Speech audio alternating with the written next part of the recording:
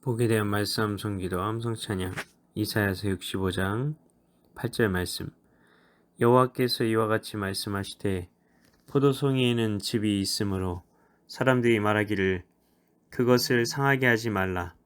거기 복이 있느니라 하나니 나도 내 종들을 위하여 그와 같이 행하여 다 멸하지 아니하고 여호와께서 이와 같이 말씀하시되 포도송이에는 즙이 있으므로 사람들이 말하기를 그것을 상하지 말라. 거기 복이 있느니라. 하나니 나도 내 종들을 위하여 그와 같이 행하여 다 멸하지 아니하고. 말씀 기도입니다. 하나님 아버지, 포도송이에 즙이 있는 것이 복이 있다는 것과 무슨 상관이 있는 것인가요? 포도송이는 비유 같은데 하나님께 유익이 있고 필요가 없는 것만 상하지 말라는 말씀인가요? 하나님께서는 무조건적인 사랑이셔야 하는 것 아닌가요? 달면 삼키고 쓰면 뱉는 하나님처럼 왜 성경에서는 말하고 있는 것처럼 보일까요? 여기서 포도송이는 이스라엘 백성들을 말합니다. 즙은 무엇을 말할까요?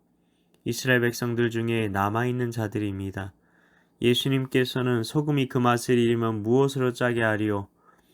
후에는 아무 쓸데없어 다만 밖에 버려져 사람들에게 밟힐 뿐이니라 말씀하셨습니다. 맛을 잃어버린 소금은 회복될 수 없기 때문입니다. 우리는 신앙을 잃어버리는 것에 대해 주의해야 합니다. 바울은 디모데전서에서 양심의 화인을 맞는 것에 대해 말합니다. 화인은 노예의 몸에 찍던 불도장을 말합니다. 그 도장에 찍힌 피부는 더 이상 아무 감각도 느끼지 못하게 된다고 말합니다. 양심이 이렇게 될 수 있다는 것입니다. 그러면 아무리 해도 복음이 그 사람 마음에 들어가지 못하게 되는 겁니다. 그렇기 때문에 우리는 모든 지킬 만한 것 중에 더욱 마음을 지켜야 합니다. 많은 사람들이 완고해졌다고 말합니다. 히브리서에서는 4번이나 완고하지 말라고 말합니다.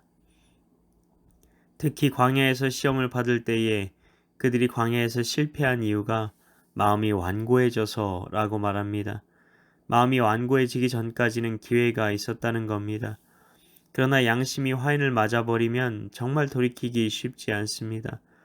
특히 또한 히브리서 6장에서는 한번 빛을 받고 하늘의 은사를 맛보고 성령에 참여한 바 되고 하나님의 선한 말씀과 내세의 능력을 맛보고도 타락한 자들은 다시 새롭게 하여 회개하게 할 수 없나니 이는 그들이 하나님의 아들을 다시 십자가에 못 박아 드러내놓고 욕되게 함이라는 말씀이 있습니다. 무서운 말씀입니다. 이 말씀은 믿지 않는 자들에 대한 말씀입니까? 그들은 이미 빛을 받았습니다. 성령의 참여까지 했고 하나님의 말씀과 내세의 능력을 맛본 겁니다. 구원받은 거죠. 타락했다는 말은 고대 그리스어로 파라피토입니다. 곁길로 떨어져 나갔다는 겁니다. 그들은 회개하게 할 수 없다고 말합니다. 야고보서도 분명 수신자가 성도입니다. 그런데 욕심이 잉태한 즉 죄를 낳고 죄가 장성한 즉 사망을 낳는다고 말합니다. 우리는 한 번 구원이 영원한 구원이라고 생각해서는 안 됩니다. 철로역정 이야기를 보십시오. 얼마나 많은 사람들이 그 여정을 시도했다가 실패합니까? 우리는 원래 자녀가 아니라고 성경은 말합니다. 원가지도 아끼지 않았다고 말씀하십니다. 우리를 성경에서는 입양되었다고 말합니다. 원래 자녀는 혈연이 끊어질 수 없겠지만 우리는 입양되었기에 우리 스스로가 하나님의 집을 나가버리면 하나님과 분리될 수 있는 겁니다. 우리는 세상의 소금으로서의 맛을 지켜내야 합니다. 신앙을 지켜내야 한다는 것입니다. 성경은 믿음의 선한 싸움을 싸우라, 죄와 피 흘리기까지 싸우라고 말합니다. 맛을 지켜내는 싸움을 해야 하는 겁니다. 이것이 즙이 있기 때문에 상하게 하지 말라는 말씀입니다. 우리는 마지막 때를 두려워합니다. 7년 대환란이 올 것이라고 말하는 교단도 있고 그 전에 휴거가 된다고 말하는 교단도 있습니다. 중요한 것은 교단마다 다른 신학적인 이야기가 아니라 우리가 어떻게 그런 고난이 만일 온다고 할지라도 그 고난에서 승리할 수 있느냐 하는 겁니다. 그 비결이 바로 내가 그리스도인답게 사는 겁니다. 믿음을 지켜내는 삶을 살아가는 겁니다. 그럴 때 그 어떤 고난이 온다고 할지라도 우리는 안심할 수 있는 겁니다.